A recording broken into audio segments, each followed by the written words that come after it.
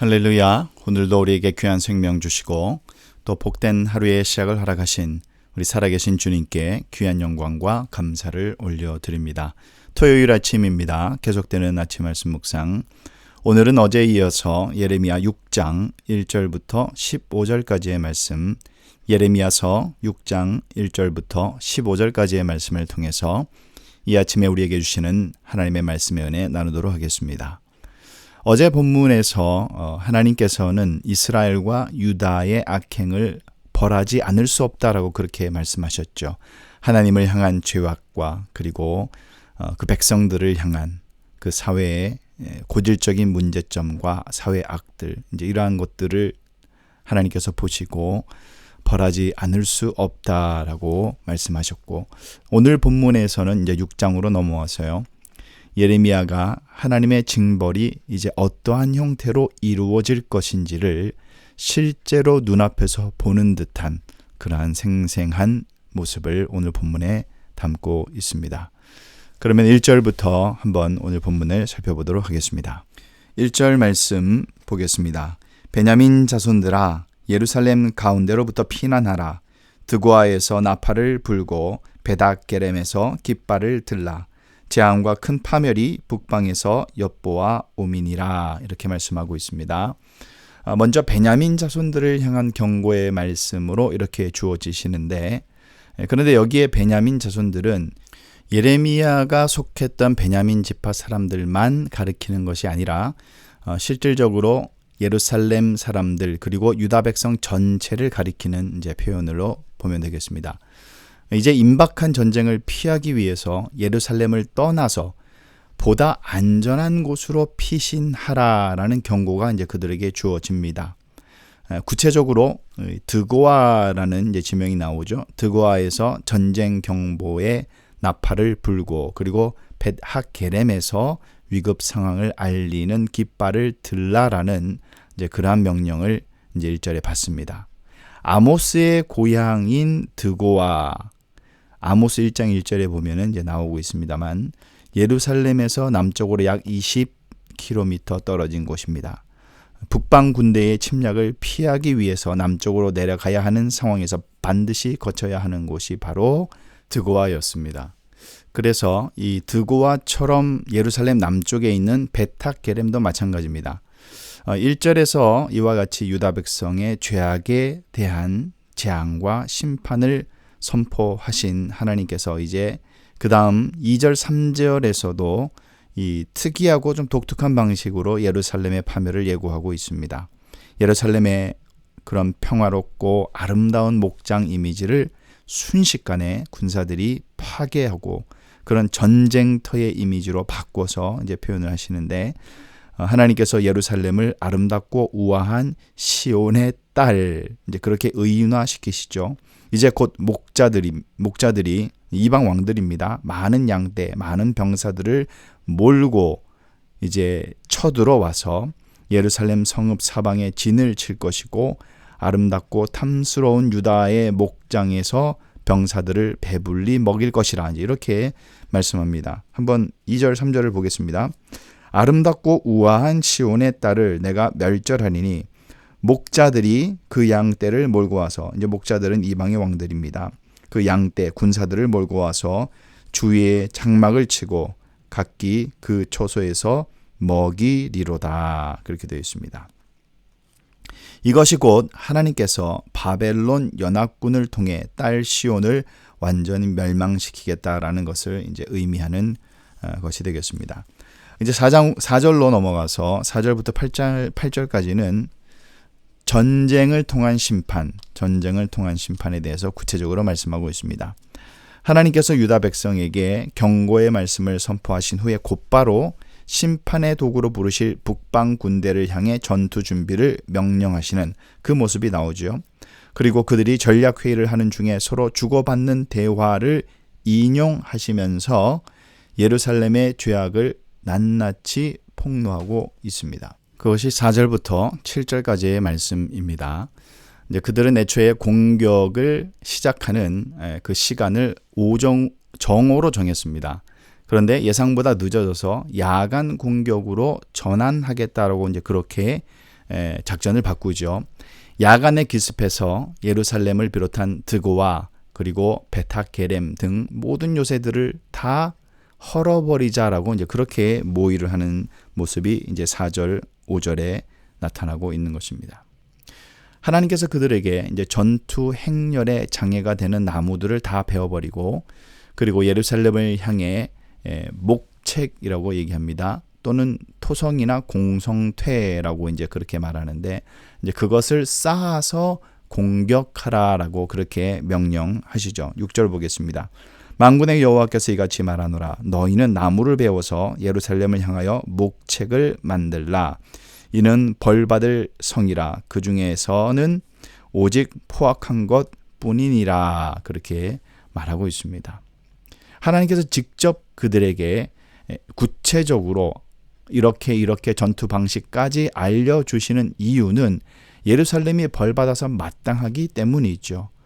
그것은 온갖 압제로 가득한 성읍이고 샘이 물을 솟구쳐내는 것과 같이 온갖 죄악이 끊임없이 솟구쳐 나올 뿐만 아니라 폭력과 탈취의 소리가 끊이지 않고 질병과 상처로 가득한 성읍이다라고 이제 7절 이하의 말씀에서 말하고 있습니다.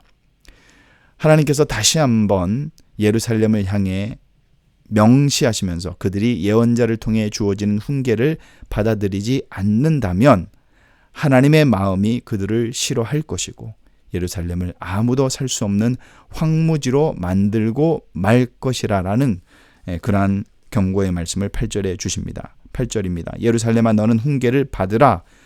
그리하지 아니하면 내 마음이 너를 싫어하고 너를 황폐하게 하여 주민이 없는 땅으로 만들리라. 하나님의 마지막 어떤 그런 제안이라고 볼 수도 있고 하나님의 마음입니다. 이제라도 돌아와라. 그렇지 않으면 너희는 완전히 사람이 없는 땅으로 만들어 버리겠다라고 말씀하시는 것은 제발 돌아오라라는 하나님의 역설적인 마음을 담고 있다라고 이제 그렇게 보면 되겠습니다. 이제 9절로 넘어가서요. 9절부터 12절까지의 말씀은 하나님과 예레미야의 대화입니다. 하나님과 예레미야의 대화에서 하나님께서 이제 심판의 도구가 될 북방 군대가 포도나무에서 포도송이 따듯이 이스라엘의 남은 자들을 샅샅이 다 뒤져서 끌어갈 것이다. 이제 그렇게 말씀합니다.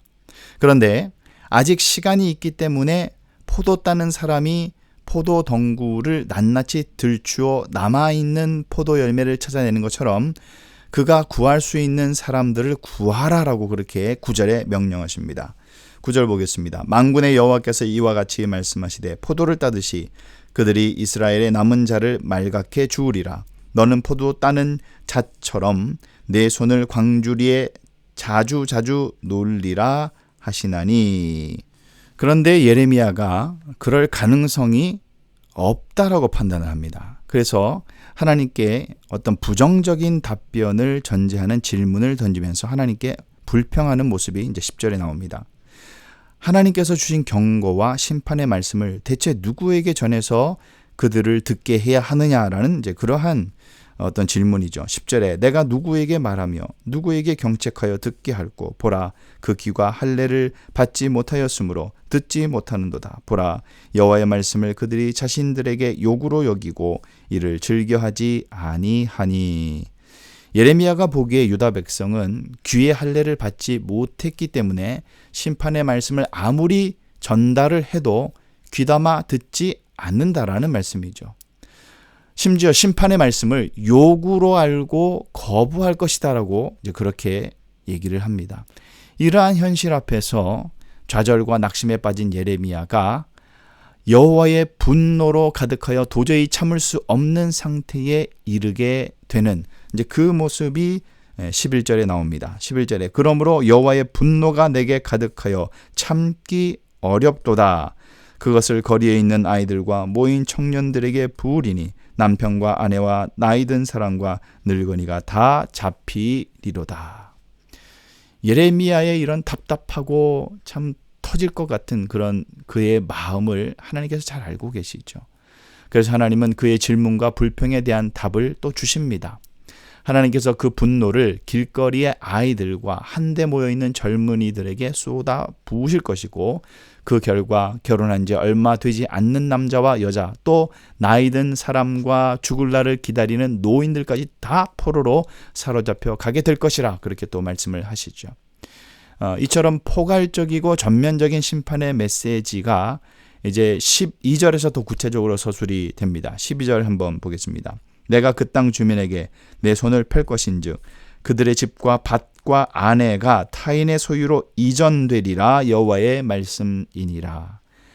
하나님께서 유다 땅에 사는 사람들을 향해 손을 들어 펼치시면 그들의 집과 밭과 아내가 전부 타인의 소유로 이전되고 말 것이라라는 그러한 구체적인 심판의 메시지를 던져주고 있는 것입니다. 이제 마지막으로 13절부터 15절까지의 말씀 보도록 하겠습니다. 유다 백성의 죄악과 그리고 임박한 심판에 대한 말씀이죠. 하나님께서 이제 방향을 바꾸셔서 유다 백성의 심판을 받을 수밖에 없는 이유를 이제 구체적으로 설명을 하고 계십니다. 무엇보다도 남왕국의 지도자들, 그들의 문제점을 지적하심으로 심판의 이러한 불가피성이죠. 심판을 이루실 수밖에 없는, 행하실 수밖에 없는 그 점을 강조하고 있습니다. 하나님께서 보시기에 유다 공동체의 모든 구성원들은 가장 작은 자로부터 큰 자에 이르기까지 모두 예외 없이 자기의 입속을 채우는데 혈안이 되어 있었고 온갖 종류의 탐욕에 사로잡혀 있었다라고 그렇게 정확하게 진단을 하시죠. 그런가 하면은 예언자나 제사장들 같은, 우리 지난 시간에도 보았지만 종교 지도자들은 하나님과 사람 앞에서 거짓을 행하는 잘못까지 그들은 저질렀습니다. 그것이 13절의 고발입니다. 그들은 특히 연약하고 무지한 하나님의 백성의 상처를 가볍게 여기면서 평강이 전혀 없는데도 계속해서 평안하다, 평안하다, 평강을 외치는 그런 사기꾼들이나 다름이 없다라고 14절에 말씀합니다. 14절 보겠습니다. 그들이 내 백성의 상처를 가볍게 여기면서 말하기를 평강하다, 평강하다 하나 평강이 없도다. 이러한 상황이 펼쳐진 이유로 그들은 하나님께서 행하실 진노의 심판을 피할 길이 없는 것입니다. 그래서 15절에 하나님께서 그들에게 벌을 내리실 때 그들은 모두 거꾸러져서 죽을 것이다 라고 하나님은 엄중한 경고의 심판의 메시지를 던지고 있는 것입니다. 이제 말씀을 정리하겠습니다.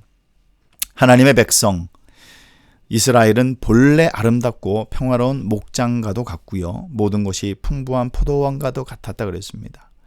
이러한 이스라엘 백성을 잘 돌보는 목자들이 있었고 삶을 윤택하게 해주는 온갖 풍요가 존재했습니다. 그런데 이제 그 모든 것이 사라질 운명에 놓였죠. 지도자와 백성들이 모두 여호와 하나님을 버린 탓에 그들은 엄중한 심판이 그 땅에 임할 것을 피할 길이 없습니다. 예레미야 당시에 유다의 지도자들, 곧 예언자와 제사장들이 탐욕과 거짓의 노예가 되어서 이 도저히 평화롭지 못한 상황에서도 평화를 외쳤는데, 근데 문제는 백성도 예외가 아니었다는 거죠. 그들은 마음과 귀의 환례를 받지 못해서 하나님의 말씀과 훈계를 무시했고 하나님께서 원하시는 바른 길과 선한 길을 싫어했다 그랬습니다.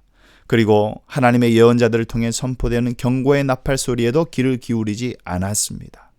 예루살렘은 그야말로 폭력과 탈취와 질병과 살상이 가득한 죄악에 마치 소돔과 고모라와 같은 그런 도성이 되어버렸고, 그 안에 뒤섞여 있는 모든 불순물들을 제거할 수 없는 그런 마치 버려진 은과도 같은 곳이 되었던 것입니다. 그래서 하나님께서는 북방에서 크고 강한 군대를 부르셔서 유다를 이제 징계하실 것입니다. 그들은 하나님의 지시를 받아서 마치 포도원에서 포도 열매를 따듯이 유다 백성을 사로잡아 갈 것이라 그렇게 오늘 말씀했습니다. 예루살렘의 과거에는 하나님이 선택하신 성읍으로 안전을 보증해주는 곳이었지만 이제는 더 이상 그렇지 않는 것이죠. 누구든 전쟁 경보를 들으면 목숨을 건지기 위해서 예루살렘을 등지고 안전한 곳으로 피신하지 않으면 안 되는 그러한 상황에 빠집니다. 하나님께서 그곳을 더 이상 사람이 살 수 없는 폐허로 황무지로 만들 것이 확실하기 때문입니다. 유다 백성은 해산하는 여인이 겪는 것 같은 그런 고통을 이제 겪을 것이고 외아들을 잃은 부모의 심정으로 크게 애통할 것입니다. 하나님을 버리고 떠난 자들에게 이처럼 무서운 심판이 임한다는 그 사실을 오늘 말씀을 통해서 우리에게 말씀해 주십니다. 그래서 하나님의 자녀들은 하나님을 기쁘시게 하는 선한 길, 의로운 길, 그것을 선택하는데 소홀함이 없어야 하는 것입니다. 오늘 이 말씀을 우리가 받으면서 불순종한 예루살렘 백성들에게 하나님이 내리신 그 심판의 재앙은 말세를 살아가고 있는 우리 모든 성도들에게 경고가 되는 그러한 역사가 됩니다. 예수 그리스도께서 약속하신 대로 이제 재림하셔서 세상을 심판하신다라는 그 사실을 우리가 잊지 말고 언제나 하나님 앞에서 진리의 길로 행함으로 하나님의 그 뜻을 이루어 드리며 하나님의 기쁨이 되는 그런 성도의 삶을 살아가시기를 예수님의 이름으로 축원합니다.